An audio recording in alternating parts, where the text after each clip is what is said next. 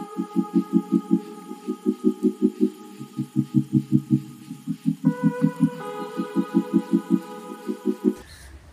বন্ধুরা, কর্মশালায় আপনাদের স্বাগতম। আজকে আমি আপনাদের জন্য একটি নতুন টপিকস নিয়ে এসেছি, কিভাবে লবণ পানির মাধ্যমে ফিলামেন্ট বাল্ব জ্বালানো হয়। তো দেখুন বন্ধুরা, কিভাবে জ্বালানো হয় এটির ডায়াগ্রাম আমি আপনাদেরকে এখানে এঁকে দেখাবো। তো এর জন্য যা যা প্রয়োজন এখানে আমি লিখে দিয়েছি প্রয়োজনীয় মালামাল। তো টেস্টিং বুট লাগবে, ফেস নিউট্রাল কেবল লাগবে, লবণ লাগবে, হোল্ডার লাগবে, পানি লাগবে, ভাল্ব লাগবে। তো আজকের ডায়াগ্রামের নাম কি? লবণ পানির মাধ্যমে কিভাবে ফিলামেন্ট বাল্ব জ্বালানো হয় তার ডায়াগ্রাম। তো বন্ধুরা দেখুন আমরা কিভাবে এই ফিলামেন্ট বাল্বটি জ্বালাবো। প্রথমে একটি কাচের গ্লাস নিই। কাচের গ্লাস নেওয়ার পরে এটি ধরুন কাচের গ্লাস, এটিতে পানি ভর্তি আছে। পানি দিলাম, পানি দেওয়ার পরে এই যে টেস্টিং বুট। তো টেস্টিং বোর্ডে মূলত কী কী থাকে? ফিউজ থাকে, সুইচ থাকে, সকেট থাকে, এইগুলোর কি ধরুন আমি একটি ফিউজ দিয়েছি, একটি ওয়ান ওয়ে সুইচ দিয়েছি, একটি সকেট দিয়েছি 2 পিন, আবার একটি সুইচ দিয়েছি, আবার একটি 2 পিন সকেট দিয়েছি। তো ধরুন এটি টেস্টিং বোর্ড। টেস্টিং বোর্ড হওয়ার পরে ধরুন এদিকে একটি হোল্ডার, এটি হচ্ছে হোল্ডার। তো এখন আমরা যা করব, ধরুন টেস্টিং বুটের এটি লাইন গেছে, ঠিক আছে, ফেস এবং নিউট্রাল লাইন দুটি গেছে, ঠিক আছে। যাওয়ার পরে এবার আমরা যে কর্ডটি এখানে লাগাবো, ঠিক আছে, যে কর্ডটি আমরা এখানে লাগাবো, এই ধরুন এখানে আমি কর্ডটি লাগাইছি, এই জায়গায় আমি কর্ডটি লাগাইছি, 2 পিন কর্ডটি লাগাইছি, ঠিক আছে। কর্ড লাগানোর পরে এখান থেকে যে নিউট্রাল কেবলটি যাবে, ঠিক আছে, এই নিউট্রাল কেবলটি সরাসরি পানির ভিতরে চলে যাবে, ঠিক আছে। পানির ভিতরে যাওয়ার পরে আবার একটি ফেস লাইন যেটি চলে আসছে, ওই ফেস লাইনটি সরাসরি কোথায় চলে যাবে? হোল্ডারের এক প্রান্তে চলে যাবে, ঠিক আছে। হোল্ডারের এক প্রান্তে চলে যাওয়ার পরে এই যে হোল্ডার থেকে যেই নিউট্রাল কেবলটি আসবে ওইটি সরাসরি আবার পানিতে দিতে হবে, ঠিক আছে। ধরুন আমি নিউট্রাল কেবল দুটি কোথায় দিয়েছি? পানির ভিতরে দিয়েছি। তো ধরুন এখানে একটি ফিলামেন্ট ভাল্ব আছে, ঠিক আছে, লাইনের সাথে এখানে হোল্ডারের সাথে ফিলামেন্ট ভাল্বটি লাগানো সংযোগ করা আছে, ঠিক আছে। সংযোগ করার পরে সংযোগ হয়েছে, ঠিক আছে। সংযোগ হওয়ার পরে ধরুন আমি এখানে লাইন কর্ডটি লাগানোর পরে এখানে দিছি, ঠিক আছে, সুইচ ক্লিক করছি। ক্লিক করার পরে এখানে যেমন ধরুন এখন বাল্বটি জ্বলতেছে না, হালকা হালকা একদম ছোটো ছোটো। তো ধরুন আমি এখানে লবণ দিচ্ছি, এই যে চামিচ, এটি হচ্ছে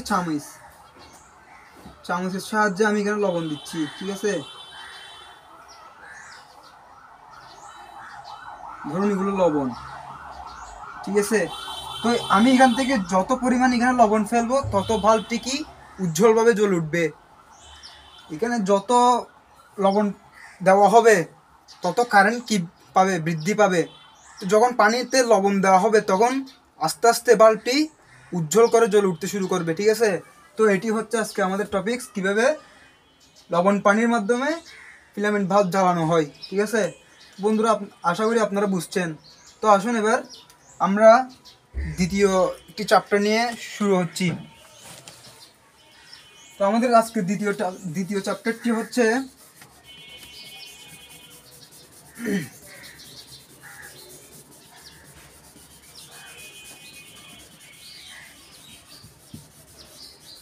এটি কিন্তু একদম সহজ ব্যাপার।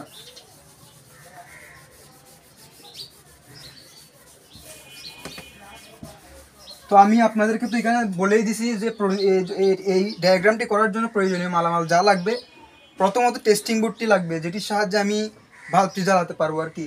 টেস্টিং বোর্ড, ফেস এবং নিউট্রাল কেবল লাগবে, লাল এবং কালো তার। এখন তারপর কি পরিমাণ মতো লবণ লাগবে, যতটুকু দরকার ততটুকু লাগবে। আর হোল্ডার লাগবে, পানি লাগবে, আর ভাল্ব লাগবে, আর একটি কাচের গ্লাস লাগবে।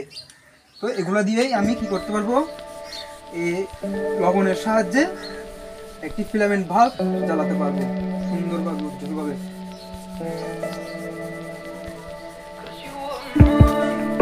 তো এবার আমাদের দ্বিতীয় টপিকস হচ্ছে একটি, ধরুন এটি একটি ফিউজ,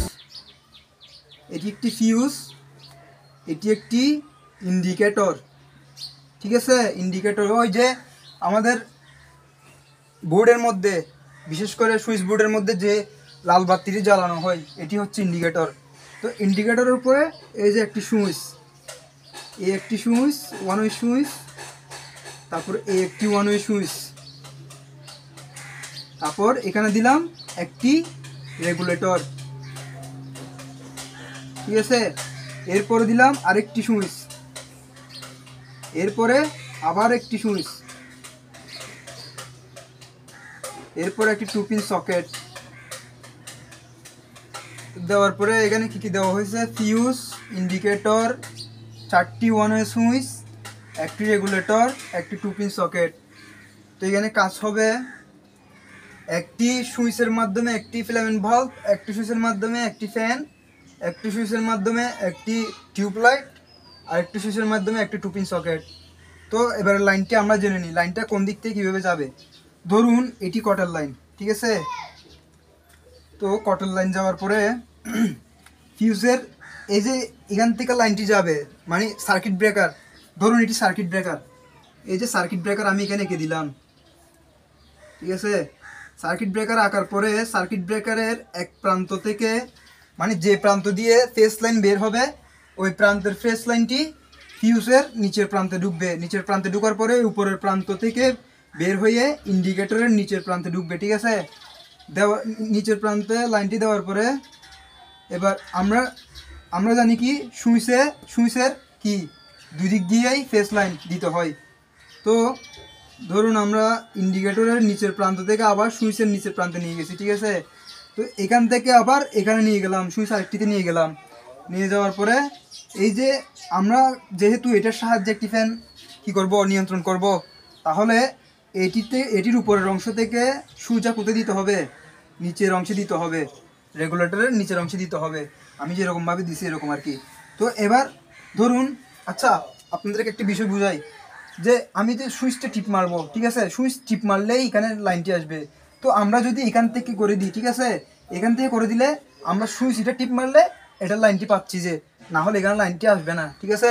তো আমরা কি করব, আমরা সুইচে এই সুইচটি থেকে, সুইচের নিচের প্রান্ত থেকে সুজা এই যে সুইচের এখানে দিব, ঠিক আছে। এখন এটি মারলেও এখানে লাইন থাকবে, এটি না মারলেও এখানে লাইন থাকবে, ঠিক আছে। এবার এখান থেকে এখানে দিলাম, তো যেহেতু আমরা এই ওয়ান ওয়ে সুইচের মাধ্যমে এখান থেকে সকেট 2 পিন সকেট নিয়ন্ত্রণ করব, ঠিক আছে। তো লাইনটি আবার এখান থেকে এরকম করে দিয়ে এরকম করে দিব, ঠিক আছে। তো এবার কি হয়েছে, আমরা ফেস লাইনটা কি করে দিছি, পুরোপুরিভাবে সম্পন্ন করছি। এখন এইখানে লাইন হবে না, ঠিক আছে, এখানে লাইন থাকবে না, রেগুলেটরের এই প্রান্ত থেকে লাইনটা যাবে না, যাবে কোথা থেকে, এই সুইচ থেকে যাবে। তো সুইচ থেকে যাওয়ার পরে এবার আমরা ধরবো কি, নিউট্রাল কেবল কোথা থেকে যাবে। তো আমরা জানি ইন্ডিকেটরের এক প্রান্তে ফেস, আরেক প্রান্তে কি নিউট্রাল।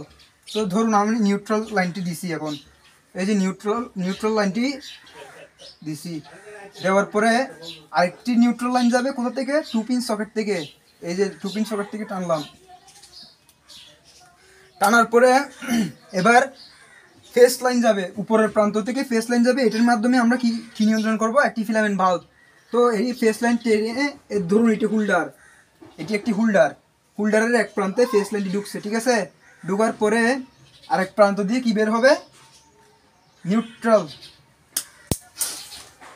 আরেক প্রান্ত থেকে নিউট্রালটি বের হবে, এই যে নিউট্রাল বের করে দিলাম, এখানে একটি ফিলামেন্ট ভাল্ব আছে ধরুন, ঠিক আছে।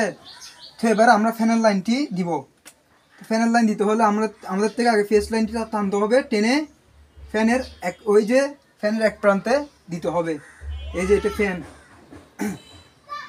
এটি হচ্ছে ফ্যানের সংকেত, ঠিক আছে। তো এক প্রান্ত আমরা ফেস লাইন সংযোগ করে দিয়েছি। তো এবার এটা থেকে আমরা কি করব, টিউবলাইট নিয়ন্ত্রণ করব। তো টিউবলাইট নিয়ন্ত্রণ করতে গেলে এই যে আমি ফেসটা টানছি, প্রথমে ফেস লাইন দিছি, দেওয়ার পরে এই যে এটি হচ্ছে টিউবলাইটের সংকেত, আপনাদেরকে আমি পার্ট 3-তে দিয়েছি টিউবলাইটের সংকেতটি, এই যে টিউবলাইটের সংকেত, এই যে দেওয়ার পরে টিউবলাইটের লাইনটি দিয়েছি, ঠিক আছে। দেওয়ার পরে এবার দেখুন নিউট্রাল কেবলটি এখন আমাদের কাজ পুরোপুরি শেষ। এখন শুধু নিউট্রাল কেবলটি সংযোগ করে সার্কিট ব্রেকারের আরেক প্রান্তে কেরম করে দিতে হবে সেটা। তো দেখুন, দেখুন এটি আমরা যেহেতু সার্কিট ব্রেকার এঁকেছি, তো এক প্রান্ত থেকে এই যে নিউট্রালটি বের হয়েছে, ঠিক আছে, এই নিউট্রালটি সরাসরি এখানে চলে যাবে। এই যে, তো আমি আপনাদেরকে একটি কথা বলি, এই লাইনটি যেখানে এই লাইনটি সুইচ বোর্ডে থাকবে মূলত। তো তাহলে আমরা লাইন কয়টি পাইছি? 1টি, 2টি, 3টি, 4টি, 5টি। 5টি নিউট্রাল কেবল আমরা কি করব? পিকটেল জয়েন দিব একসাথে। আমরা মূলত পিকটেল জয়েন কাকে বলি? পিকটেল জয়েনটা হচ্ছে শূকরের লেসের মতো, এরকম দেখতে, ঠিক এরকম। তো এটি আমরা কি পরিমাণে দিব, কত ইঞ্চি ইনসুলেশন ছড়াতে হবে, কীরকম করে মারতে হবে, ঠিক আছে। তো আমরা প্রথমে 3 ইঞ্চি ইনসুলেশন ছড়িয়ে, হ্যাঁ, 1/2 ইঞ্চি কি করব? বাদ দেব, হাফ ইঞ্চি কেটে ফেলবো। 1/2 ইঞ্চি কেটে নেওয়ার পরে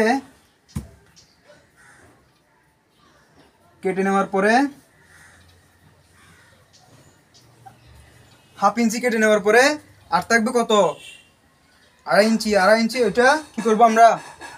ওইটা ঠিক এরকম শুকরের লেসের মতো হালকা করে বাঁকিয়ে, মাথাটি ভালো করে পেঁচিয়ে, কি দিয়ে? কম্বিনেশন প্লায়ার্স দিয়ে ভালো করে পেঁচিয়ে ওইটিকে কি করব? এরকম করে শুকরের লেসের মতো হালকা করে বাঁকিয়ে দেওয়ার পরে ভালো করে কি করব? ইনসুলেটিং করে দিব। ইনসুলেটিং করে দেওয়ার পরে আমাদের পিকটেল জয়েন্ট হয়ে যাবে।